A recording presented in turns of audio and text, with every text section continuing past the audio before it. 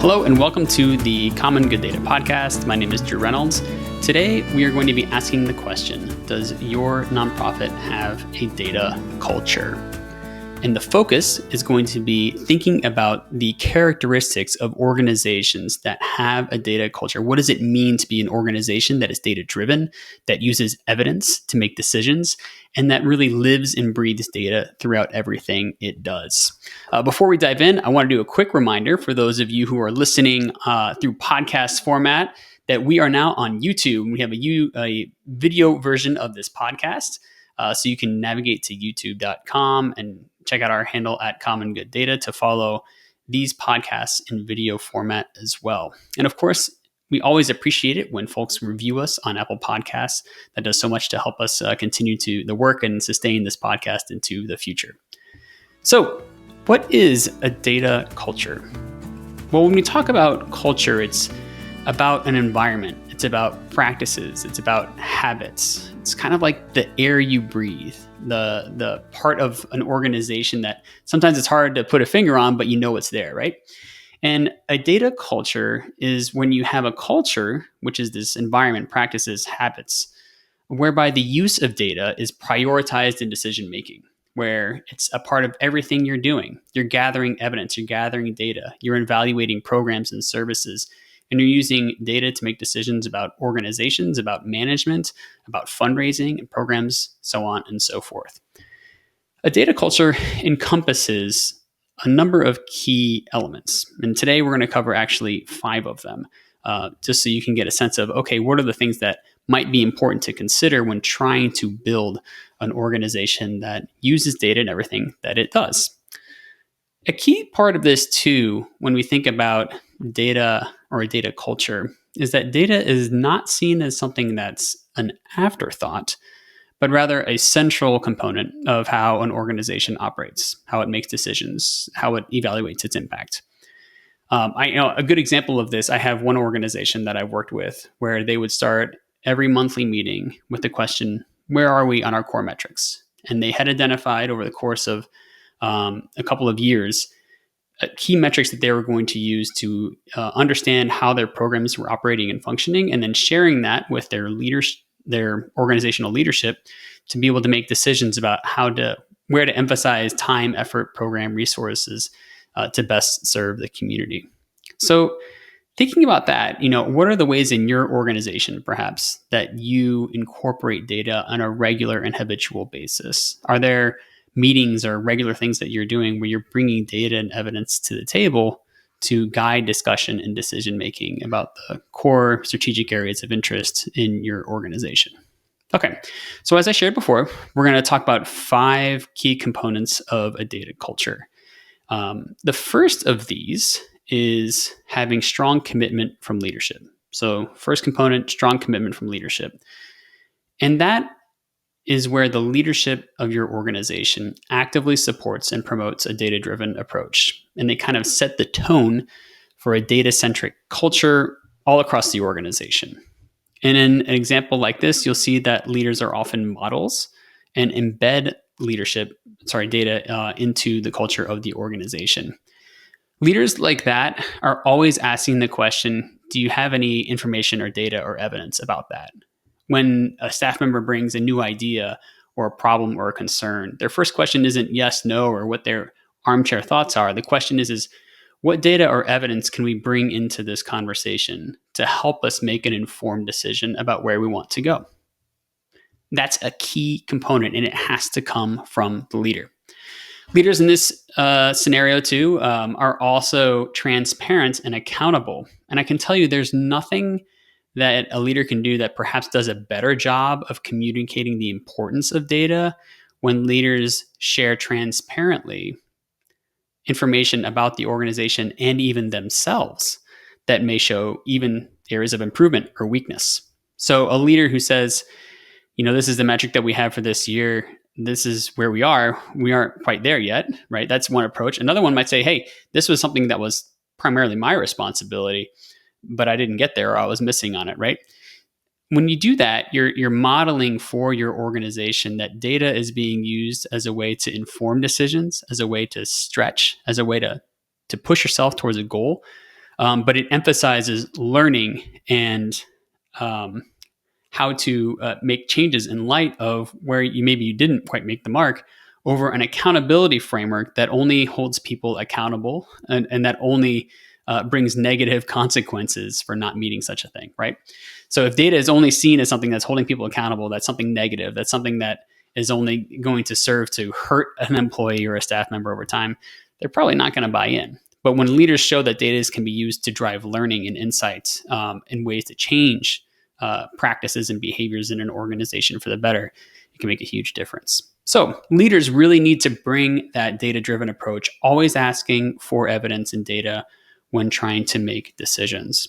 A second key component of an organization with a strong data culture is having strong data literacy across your organization, which is making sure that staff have the skills to be able to understand and use data. And this can come in a variety of ways. It comes by recruiting individuals into the organization who come with strong data and analysis skills. Maybe they're not, statistical experts, but they should have some comfort and familiarity with, for example, Excel and using a spreadsheet, or being able to look at percentages and fractions and things like that, and be able to understand those basic mathematical concepts to be able to make decisions. There's also, I think, an opportunity for lots of organizations to consider training in the use of data. And even if it's not training in doing a whole in-depth analysis on how to manage a spreadsheet or manage data in a particular way, you can have really effective trainings around things like planning using data. How about gathering data and evidence? What does evidence-based practices mean? Things like that can help your organization have enough of the background it needs to be able to make good decisions with data. So the first one is commitment from leadership. Second is data literacy. The third area or component of a data-driven organization is around data accessibility, making data available and usable across the organization. And here's one of those things where it's really not useful to have a ton of data if you can't access it and if you can't use it. And this can be really challenging for organizations because sometimes you feel like you're in a situation where you're collecting tons of data, but it's all in a bunch of separate spreadsheets and it's not integrated or usable in ways that you can get information in a timely or useful way. Sometimes you'll run into the problem where organizations will be collecting data, but no one's really monitoring it until maybe at the end of the year or when the reporting time comes. And so the ability to do continuous improvement, to be able to evaluate progress on a monthly or quarterly basis so you can make changes and updates to programs and services while they're being operated, gets lost because you're only doing it maybe once a year or once a reporting cycle. So having data be not just something you collect, but something that you can actually use and access is also critical. And here's where you want to be thinking about a couple of things. One is helping the staff members that you have become familiar with the tools and the different ways that you're collecting and using and representing data. Having enough training and fluency in those is going to be really important. It's also going to be good to be thinking about data privacy issues that may come up and confidentiality issues. And we'll get to that in the next one as well. But knowing and helping to inform staff about how data can be responsibly accessed, but also responsibly secured. So the fourth one we'll talk about is data governance. And this one is so critically important. And for those of you nonprofit executive directors out there or leaders who are regularly interacting with board members, this is a good conversation for you to have with board members, which is developing some type of framework to ensure that data is managed appropriately and that employees and really anyone involved in the organization is using data in the right way. So you should have at minimum some type of organizing document that talks about data privacy, confidentiality, and governance. And this would cover things like how do you handle data sharing with third parties?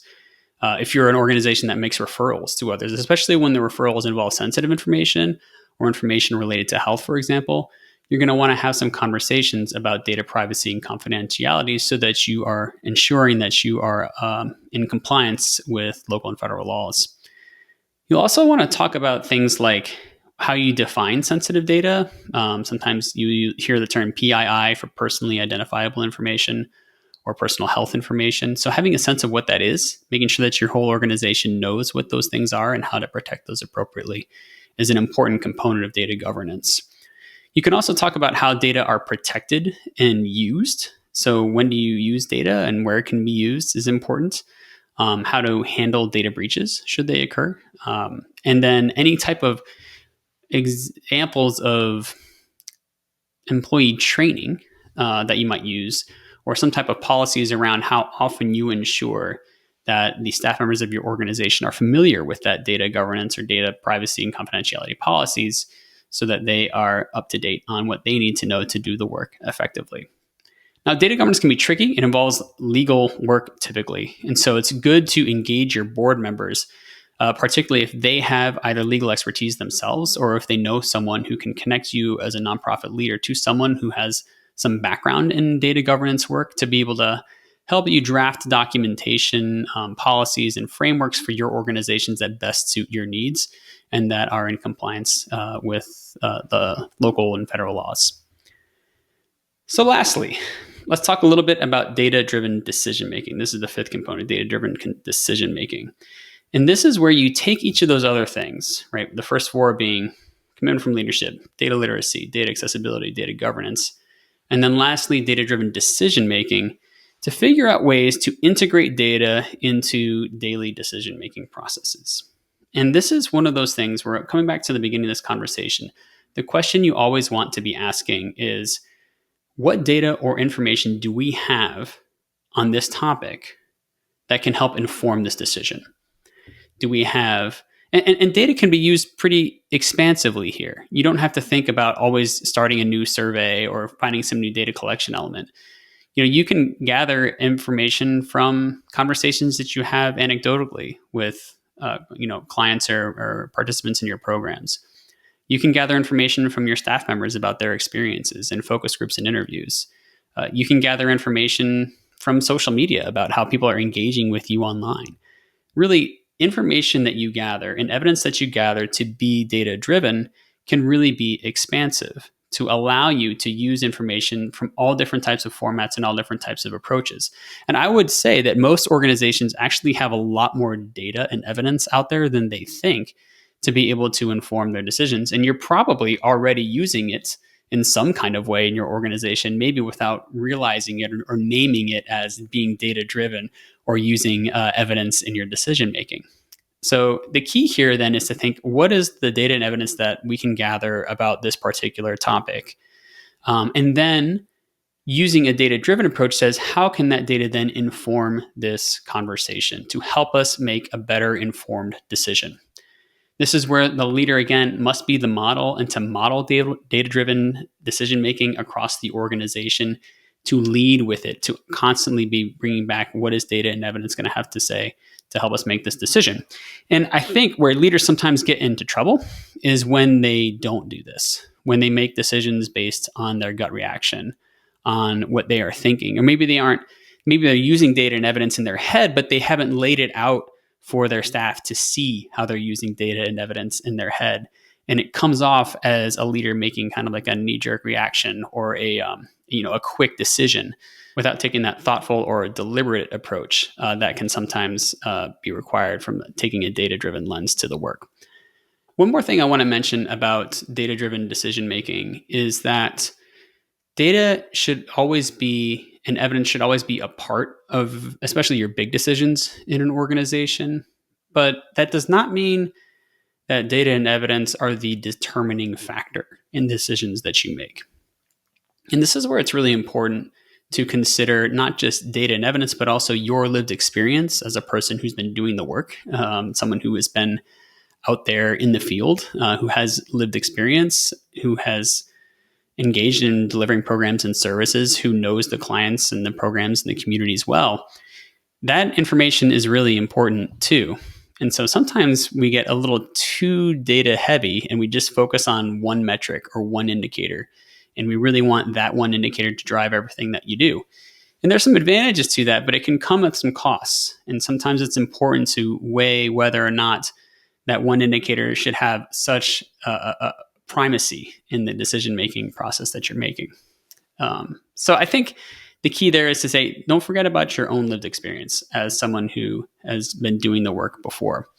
And with that lived experience, I think also comes in to think about what are the cultural, racial, gender factors that may impact how you interpret and interpret, make sense of, and understand the data in the context where you're working. So data and evidence, can sometimes in organizations, when you emphasize it too much, kind of be dismissive of or ignore the local context and the factors that are related to issues of race, gender, social class, and other forms of difference that can really sometimes come into conflict. And so a good decision-making process is going to bring all those things together and see each of them as a piece of a larger puzzle in decision-making rather than having one of those just sort of dominate the entire conversation. So to review, we talked about a commitment from leadership. We talked about data literacy being important. We talked about data accessibility being important. We talked about data governance. And then lastly, bringing that all together and engaging in regular data-driven decision-making. And so that's what you want to see in an organization that's truly being data-driven, that has built out that data culture. Now, when you have accomplished this, you're going to start to see some really strong benefits in your organization.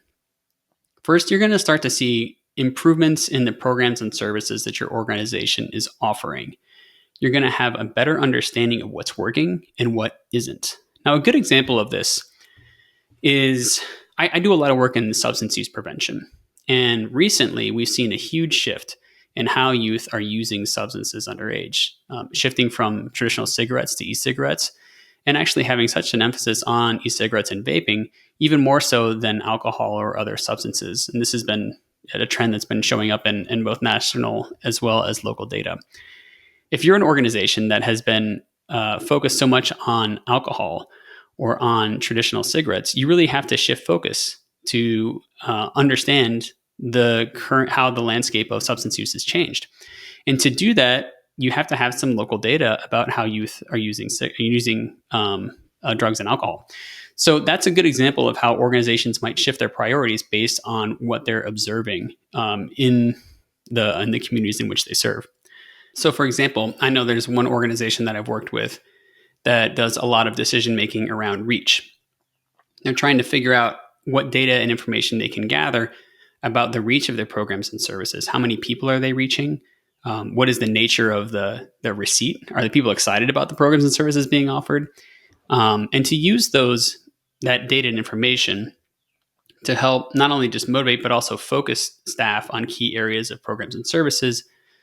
So they're asking questions like, hey, in 1 month or in 3 months or in 6 months, how many people can we reach in this particular area? And setting those goals can be helpful to staff to help orient them. What should I be focusing and spending my time on? Where do we want to see success as an organization? And so using data in that way can be helpful to improve your programs and services. In addition, you're also going to see with a data culture better reporting and accountability. So for example, you're going to see your ability as an organization to gather information about impact improve. You're going to be able to use data to demonstrate impact, to gather information about your organization, to demonstrate the effectiveness of your programs. And when you start to do that, you build accountability and you build trust. It helps communicate with people who are interested in supporting your work what it is that their dollars are going to in turn be able to support. How does my funding contribution as a grant maker or as an individual donor or as a community foundation translate into community impact?